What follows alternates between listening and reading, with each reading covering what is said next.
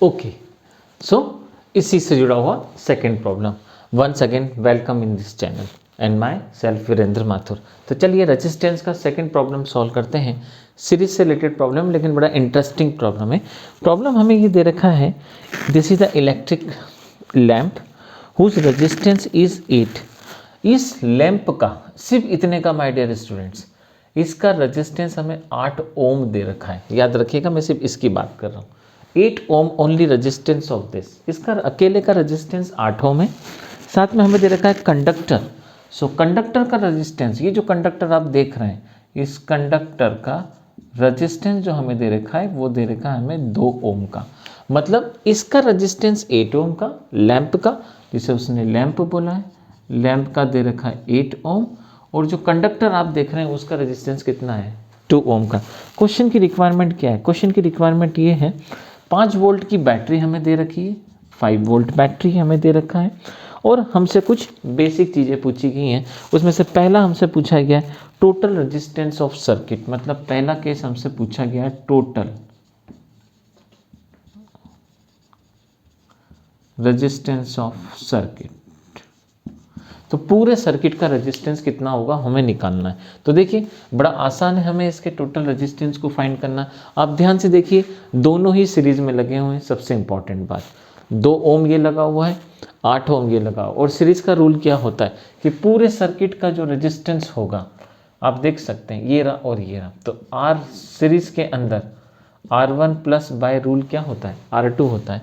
तो जब हम सीरीज को सॉल्व करेंगे तो 2 + 8, इसका मतलब हमें जो सीरीज में मिलेगा वो हमें कितना मिला, वो हमें मिला 10 ओम का resistance. This is the first. तो इसका जो आंसर हमारे पास निकल के आएगा वो आंसर निकल के आएगा 10 ओम। अगला केस हमें दे रखा है circuit a current through the circuit. बताइए इसमें टोटल अमाउंट ऑफ करंट कितना फ्लो करेगा। तो सेकंड जो हमसे केस पूछा गया है वो पूछा गया करंट हमको फाइंड करना है। करंट फाइंड करना है, इसका मतलब हमें V = IR का फॉर्मूला लगाना होगा। इस बार हमारे पास R मतलब पूरे सर्किट का रेजिस्टेंस जो 10 ओम निकाल के लाए। I आपको फाइंड करना है, पोटेंशियल आपको दे रखा है 5। तो चलिए सॉल्व करते हैं। यहाँ 5 रखा, I as it is, R की वैल्यू आप देखेंगे तो 10, ये नीचे जाएगा तो 1/2 हमें आंसर मिल जाएगा, क्योंकि 5/10 2 टाइम जाएगा तो ये हमें कितना मिला। तो आप देखेंगे 1/2 एम्पियर या 0.5 एम्पियर। तो हमें जो करंट मिला वो 0.5 एम्पियर मिला। चलिए आगे सॉल्व करते हैं। Potential difference accord the electric lamp. सिर्फ यहाँ का इतने का आप बताइए पोटेंशियल क्या होगा। सिर्फ हमें इतने का पोटेंशियल निकालना है, बहुत इजी है। मेरे कई वीडियोस में मैंने इस तरह के क्वेश्चन सॉल्व किए हैं। हम यहाँ से लेके यहाँ तक का सिर्फ पोटेंशियल निकालते हैं। तो चलिए हम यहाँ से यहाँ तक का पोटेंशियल निकालें। तो फॉर्मूला आपको पता ही है, सीरीज के अंदर करंट इक्वल अमाउंट में बहता है, कभी चेंज नहीं होता है। और करंट पूरे सर्किट में बह रहा है 0.5 एम्पियर का। इसका मतलब आपको पोटेंशियल निकालना है। रजिस्टेंस कितना दे रखा है, 8 ओम, बड़ी आसानी से निकल जाएगा। तो चलिए सॉल्व करते हैं। ओम्स का लॉ, V = IR, जहाँ पे आप जानते हैं V कितना होगा। तो देखिए आपके पास V जो फाइंड करना है वो V1 बन जाएगा। I आपके पास कितना होगा, 0.5 या 1/2। R आपके पास कितना दे रखा है, 8 ओम। सो आप अप्लाई कीजिए 8 ओम। जैसे ही आप इसको डिवाइड करेंगे आपको मिलेगा यहाँ से 4 वोल्ट। तो आप देखिए यहाँ से लेके यहाँ तक का जो थर्ड केस उसने बोला था कि इसका पोटेंशियल निकालिए, तो थर्ड आपको निकालना था पोटेंशियल ऑफ लैंप। तो आप देखेंगे वो कितना आएगा, 4 वोल्ट का। तो इस प्रकार से इस एक क्वेश्चन में हमसे 3 पार्ट पूछे गए थे, हमने तीनों पार्ट सॉल्व करें। तीनों पार्ट सॉल्व करने पे हमें 3 तरह के डिफरेंट आंसर्स मिले हैं। ये इस क्वेश्चन का कॉन्सेप्ट था, right. Okay, another interesting problem हमें दे रखा है यहाँ पे रेजिस्टेंस हमें दे रखा है R1, और R1 माय डियर स्टूडेंट्स हमें दे रखा है 4 ओम। हमें दे रखा है R2, और R2 हमें दे रखा है यहाँ पे, this is the 8 ohm my dear students. And now हमें दे रखा है R3, और R3 जो हमें दे रखा है वो हमें दे रखा है 20 ओम। तो इस प्रकार से आपने देखा हमारे पास जो रेजिस्टेंस है R1, हमारे पास R2 और हमारे पास R3। R1 हमारे पास में है 4 ओम का, R2 हमारे पास है 8 ओम और R3 हमारे पास आ गया 20 ओम का। बैटरी जो हमें वोल्ट दे रखा है वो दे रखा है 10 वोल्ट। आप जानते हैं सभी सीरीज में है तो पोटेंशियल हर जगह समान होगा। आगे बढ़ते हैं। नाउ हमें दे रखा है my dear students current through a register. बताइए यहाँ पे हमें पता लगाना है करंट थ्रू ईच रजिस्टर, हर एक रजिस्टर में कितना करंट बहेगा ये हमें पता लगाना है। तो चलिए हम सॉल्व करते हैं। पहला तो हमें निकालना है इसका case number first my dear student, और हमें निकालना है करंट ईच रजिस्टर। इसका मतलब हम जानते हैं यहाँ पे करंट अलग बहेगा, सीरीज के अंदर रूल होता है।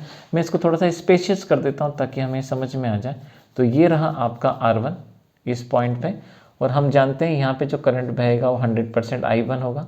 यहाँ पे बहने वाला करंट जो होगा वो I2 होगा, और यहाँ पे बहने वाला करंट कितना होगा I3। और टोटल जो करंट इसके अंदर बहेगा वो 100% हम जानते हैं कि वो I होगा और I होगा। तो चलिए सॉल्व करते हैं।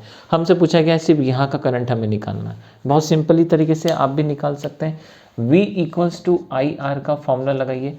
जब आपको पता है आपके पास R की वैल्यू है, आपके पास V की वैल्यू है, तो I निकालना बड़ा आसान है। V की जगह V की वैल्यू रखिए, R को नीचे ले जाइएगा और उसकी वैल्यू रख दीजिए। तो आपको V के प्लेस पर मिल जाएगा 10 वोल्ट। रजिस्टेंस हमारे पास R1 दे रखा है 4, जो नीचे चला गया। तो देखिए I1 आपके पास कितना आ जाएगा। तो हम अगर इसको सॉल्व करते हैं यहाँ से 2 से, तो हमें मिलेगा 5/2 एम्पियर का हमें पहला ये करंट मिला। चलिए आगे बढ़ते हैं। दूसरा हमें फाइंड करना है ये वाला सेक्शन कि I2 का करंट कितना होगा। सेम फॉर्मूला लगाइएगा, फॉर्मूला चेंज नहीं होगा।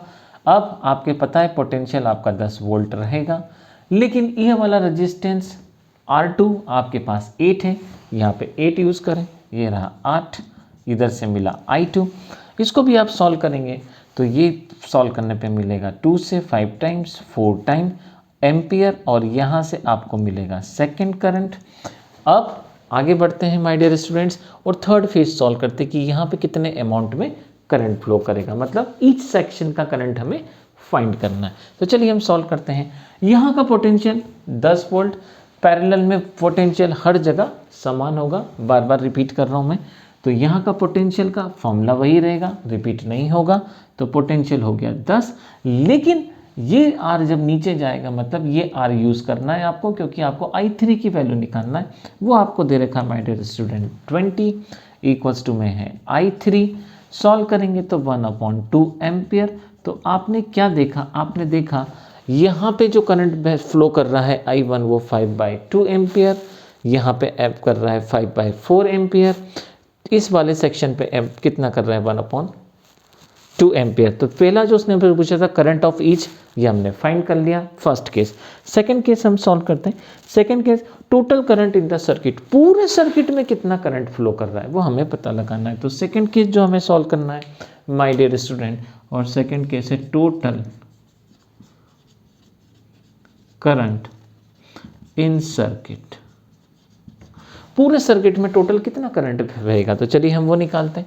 जब हम टोटल करंट निकालेंगे इसका मतलब आपको पता है I की जो वैल्यू होती है I1 plus I2 plus I3।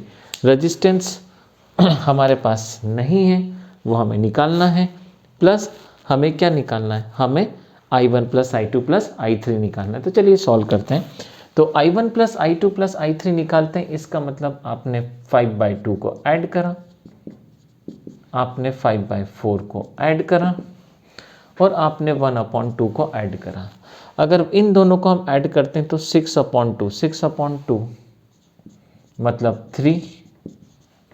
अब यहाँ से आपको मिलता है 3, 5/4 पूरे को सॉल्व करेंगे तो 12 और 5 17, मतलब 17/4 एम्पियर का करंट बहेगा। तो इसका मतलब इस वैल्यू को अगर मैं यहाँ पे लिखूँ तो 17/4 एम्पियर, और ये वैल्यू मैं अब रब कर देता हूँ। तो पूरे सर्किट के अंदर जो करंट फ्लो कर रहा है वो आप देखेंगे 17/4 एम्पियर का करंट फ्लो करेगा। बाकी मैं ये चीज़ों को रब कर देता हूँ। अब हमें क्या फाइंड करना है, हमें फाइंड करना है टोटल रेजिस्टेंस कितना है। हमारे पास टोटल रेजिस्टेंस तो नहीं है, तो इसका हमें फॉर्मूला पता है कि 1/R parallel 1/R1 1/R2 and 1/R3। तो चलिए इसको सॉल्व करते हैं। तो 1/R मतलब 1/4 प्लस 1/8 प्लस 1/20।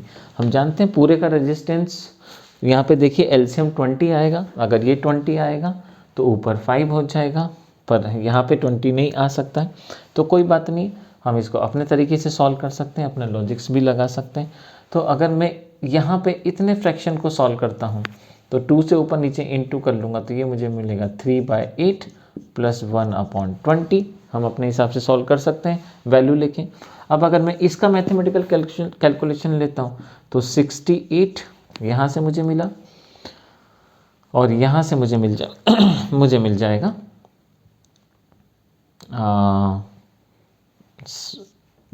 160। अगर हम इसको सॉल्व करें यहाँ से तो ये 4 से जा रहा है 1 टाइम, ये गया 7 टाइम, एक बात बिल्कुल सही बात है, और ये गया 4 से। तो हमने देखा इसका टोटल रेजिस्टेंस जो निकल के आया है 1/RP 17/40। मतलब अब इसको उल्टा कर दीजिए तो रेजिस्टेंस आपका जो निकल के आएगा वो 40/17। तो पूरे सर्किट में बहने वाला करंट आपके पास कितना है 17/4। टोटल रेजिस्टेंस कितना निकल के आए 40/70। आपको पूरे सर्किट का वो निकालना है कि वो करंट कितना होगा। फॉर्मूला वही लगेगा माय डियर स्टूडेंट्स, चेंज नहीं होगा। V आपके पास कितना है, ऑलरेडी आपके पास V जो था, देखिए हम एक काम ये भी कर सकते थे कि हम बिना मेहनत के भी इस बार टोटल रेजिस्टेंस फाइंड कर सकते थे, क्योंकि हमारे पास V और I दोनों की वैल्यू मौजूद थी। हमने देखा तो यहाँ से इसका जो टोटल रेजिस्टेंस निकला, तो total current in the circuit हमें पता लगाना है। तो देखिए उसका तो आ गया 17 एम्पियर। थर्ड हमसे पूछा गया था total resistance in the circuit, इस पूरे सर्किट का रेजिस्टेंस कितना होगा। तो मैंने आपको फॉर्मूले की मेथड से निकाला, वो कितना निकल के आया 40/70, जो हमने इस फॉर्मूले की मेथड से फाइंड करा। लेकिन अगर मैं आपसे कहता कि क्या मैं डायरेक्ट फॉर्मूला लगा के इसको सॉल्व कर सकता था, डेफिनेटली आप सॉल्व कर सकते थे। आपको कुछ नहीं करना था, इतनी मेहनत नहीं करना थी, आप डायरेक्ट आंसर निकाल सकते थे। कैसे? आप डायरेक्ट ये फॉर्मूला इस्तेमाल कीजिए कि आपके पास V कितना है 10, I आप कितना निकाल के लाए 17/4, और पूरे सर्किट का रेजिस्टेंस कितना है आपका R। अगर ये कॉन्सेप्ट सही है तो इसकी वैल्यू सेम आएगी। तो चलिए इसका हम इसमें इंटू कर देते हैं। तो 4 का 10 में इंटू हुआ तो ये हुआ 40, 17 इंटू R, 17 नीचे आ जाएगा तो 40/17 इक्वल्स टू में कितना। तो आप देखिए दोनों डेटा आपको कितना मिल रहा है, इक्वल डेटा मिल रहा है। इसका मतलब इस क्वेश्चन को करने का 2 मेथड से पर्पस ये था कि जो आपने डेरिवेटिव ड्राइव करा है उससे भी वही रेजिस्टेंस आता है जो आप डायरेक्ट निकाल सकते हैं। तो इस कंबाइंड प्रॉब्लम में आज हमने पैरेलल से रिलेटेड इस प्रॉब्लम को डिस्कस करा। कॉम्बिनेशन प्रॉब्लम जो होगी मेरे नेक्स्ट वीडियो में, उस पर वीडियो बना के आपको कॉम्बिनेशन से रिलेटेड प्रॉब्लम सॉल्व करवाऊंगा। Thank you very much.